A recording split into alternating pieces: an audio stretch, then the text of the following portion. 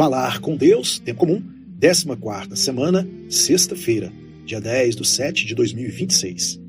Prudentes e simples. Jesus, exemplo destas duas virtudes que se aperfeiçoam mutuamente. Vejamos. Jesus envia os 12 por todo o país para anunciarem que o reino de Deus está já muito próximo e dar-lhes uns conselhos bem precisos sobre o que devem fazer e dizer, e fala-lhes das dificuldades que encontrarão. Assim, lemos no Evangelho da Missa: Olhai que eu vos envio como cordeiros entre lobos. Sede, pois, prudentes como as serpentes e simples como as pombas. Mateus 10,16. Os apóstolos devem ser cautos para não se deixarem enganar pelo mal, para reconhecerem os lobos disfarçados de cordeiros, para distinguirem os falsos profetas dos verdadeiros. Mateus 7,15. E para não desaproveitarem uma só ocasião de anunciar o Evangelho e de fazer o bem, mas devem ser ao mesmo tempo simples, porque só quem é simples pode conquistar o coração de todos. Sem simplicidade, a prudência converte-se facilmente em astúcia. Nós, cristãos, devemos caminhar pelo mundo com essas duas virtudes, que se fortalecem e complementam. A simplicidade implica retidão de intenção e coerência na conduta. A prudência mostra em cada ocasião quais os meios mais adequados para cumprirmos o nosso fim. Santo Agostinho ensina que a prudência é o amor que discerne, o que ajuda a ir para Deus daquilo que o dificulta. Santo Agostinho, nos Costumes da Igreja Católica, 25:46. Esta virtude permite-nos conhecer objetivamente a realidade das coisas, de acordo com o fim último. Ajuda-nos a julgar acertadamente sobre o caminho a seguir e a atuar de modo consequente. Não é prudente, como se julga a miúde, quem sabe ajeitar as coisas na vida e tirar delas o máximo proveito, mas quem consegue edificar a vida inteira de acordo com a voz da consciência reta e com as exigências da moral justa.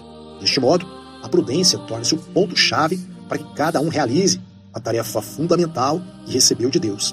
Essa tarefa consiste na perfeição do próprio homem, na santidade. São João Paulo II, Alocuções, 1978. O Senhor ensinou-nos, com a sua palavra e com o seu exemplo, a ser prudentes. Da primeira vez que falou nos átrios do templo, aos 12 anos, todos admiravam-se da sua prudência. Lucas 2:47. Mais tarde, durante a sua vida pública, as suas palavras e a sua doutrina eram tão claras como prudentes, de tal maneira que os seus inimigos não podiam contradizê-lo. O Senhor não anda com subterfúgios, mas tem em conta o público a quem fala. Por isso, dá a conhecer a sua condição de Messias de modo gradual e vai anunciando a sua morte na cruz, conforme o grau de preparação e conhecimento daqueles que o escutam. Nós devemos aprender de Cristo. Pedir conselho. Vejamos. Para sermos prudentes, é necessário que tenhamos luz no entendimento. Assim, poderemos julgar com retidão os acontecimentos e as circunstâncias. Garrigou-Lagrange, Las Tres Edades de la Vida Interior, volume 2, página 625. Só com uma boa formação doutrinal religiosa e ascética e com a ajuda da graça, saberemos descobrir os caminhos que conduzem verdadeiramente a Deus, as decisões que devemos tomar, entre tantas outras questões. Não obstante, em muitas ocasiões temos que pedir conselho. O primeiro passo da prudência é o reconhecimento das nossas limitações. A virtude da humildade é admitir, em determinadas questões, que não aprendemos tudo, que em muitos casos não podemos abarcar circunstâncias que importa não perder de vista a hora de julgar. Por isso, nos socorreremos de um conselheiro, não de qualquer um, mas de quem for idôneo e estiver animado dos nossos mesmos desejos sinceros de amar a Deus e de seguir fielmente. Não basta pedir um parecer, temos que dirigir-nos a quem nos possa dar desinteressadamente e retamente. São José Escrivá, amigo de Deus, 8:6. Santo Tomás diz que, ordinariamente, antes de tomarmos decisões que acarretem graves consequências para nós ou para os outros, devemos pedir conselho. Santo Tomás, Suma Teológica, segunda da segunda, questão 49a3. Mas não devemos pedi-lo somente nesses casos extremos. Às vezes, torna-se urgente uma orientação para os mais velhos e para os jovens. Se refere à leitura de livros, revistas e jornais ou à assistência a espetáculos que, umas vezes de forma violenta e outras de maneira solapada, podem arrancar a fé da alma ou criar um fundo mal no coração. Não existe justificativa alguma para não nos afastarmos de uma situação que pode ser o começo do descaminho. Mas há tantas outras circunstâncias em que não chegamos por nós mesmos a um critério seguro ou em que percebemos claramente que o juízo próprio é mau conselheiro. São José Escrivá, Caminho 5.9. É um conflito familiar que não sabemos como resolver de modo a retornar à paz e ao bom entendimento. É um filho ou uma filha problema que não vemos como encaminhar. É a grave questão da paternidade responsável que não pode ser resolvida consultando apressadamente o comodismo, o conforto material ou a opinião das vizinhas. É o dilema de saber se determinado gosto mais vultuoso é realmente necessário ou não é ditado pela vaidade, pela ânsia do supérfluo e por tantos outros motivos igualmente fúteis. A virtude da prudência exige, nesses casos, que saibamos procurar quem nos possa dar um conselho experiente e isento e ajudar-nos a formar um critério cristão que seja do inteiro grado de Deus. E por isso é que é necessária também a virtude da simplicidade, que nos leva a consultar a pessoa certa, não aquela que nos diga o que queremos ouvir, a expor-lhe o problema em todos os seus matizes e, sobretudo, a fazer-lhe caso quando porventura nos sugere uma solução que é contra os nossos interesses imediatos, do orgulho, da ambição ou do comodismo. Só as almas simples podem ser dóceis aos conselhos recebidos de quem nos pode dar com espírito isento. Mas essa simplicidade, tão próxima da humildade, não é difícil de viver para quem se acostuma a reconhecer os seus erros, a retificar as suas opiniões ou a sua conduta quando se engana ou quando aparecem dados novos que mudam os termos de um problema. Sabemos conjugar assim a prudência e a simplicidade na nossa vida de todos os dias. A falsa prudência, vejamos. Não seria boa a prudência que, invocando a necessidade de ponderar os dados, escondesse a covardia de não tomar uma decisão arriscada, de evitar enfrentar um problema. Não é prudente a atitude daquele que se deixa levar pelos respeitos humanos no apostolado e deixa passar as ocasiões, esperando outras melhores que talvez nunca se apresentem. A essa falsa virtude, São Paulo dá o nome de prudência da carne. Romanos 8,6.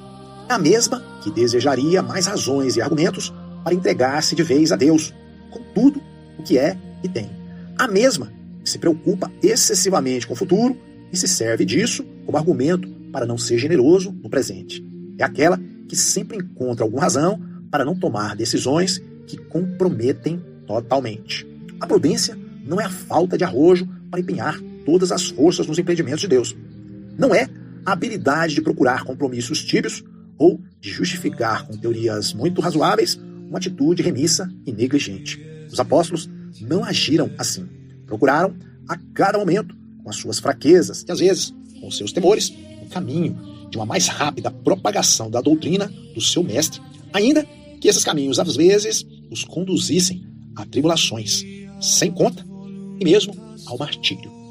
A vida de seguimento do Senhor compõe-se de pequenas e grandes loucuras, como acontece com todo o amor verdadeiro. Quando o Senhor nos pede mais, e sempre o pede, não podemos deter-nos, paralisados por uma falsa prudência, a prudência do mundo, pelo juízo daqueles que não se sentem chamados e que veem tudo com olhos humanos, e às vezes nem sequer humanos, porque têm uma visão exclusivamente terrena e rasteira da vida. Com essa prudência da carne, nenhum homem, nenhuma mulher se teria entregado a Deus ou teria metido ombros com a tarefa de caráter sobrenatural. Sempre teriam encontrado argumentos e razões para dizer que não, ou para adiar a resposta para um tempo mais oportuno, o que muitas vezes vem a dar na mesma. Jesus foi taxado de louco. Mateus 3,21. E a mais elementar cautela lhe teria bastado para escapar da morte. Umas poucas fórmulas lhe teriam sido suficientes para mitigar a sua doutrina e chegar a uma conciliação de interesses com os fariseus, para apresentar de outra maneira a sua doutrina sobre a Eucaristia na sinagoga de Cafarnaum. João 6, 1 e seguintes. Onde muitos o abandonaram.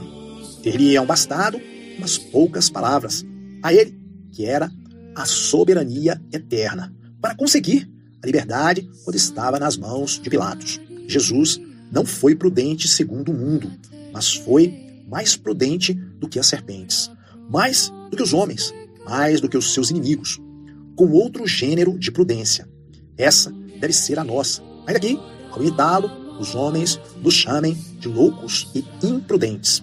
A prudência sobrenatural mostra-nos em todo momento o caminho mais rápido e direto para chegarmos a Cristo, acompanhados de muitos amigos, parentes e colegas. Queres viver audácia santa para seguir que Deus atue através de ti? Recorre a Maria, e ela te acompanhará pelo caminho da humildade, de modo que, diante dos impossíveis para a mente humana, saibas responder com um fiat, faça-se, que una a terra ao céu. Ave Maria, cheia de graça, o Senhor é convosco. Bendita sois vós entre as mulheres, e bendito é o fruto do vosso ventre, Jesus. Santa Maria, Mãe de Deus, rogai por nós, pecadores, agora e na hora de nossa morte. Amém.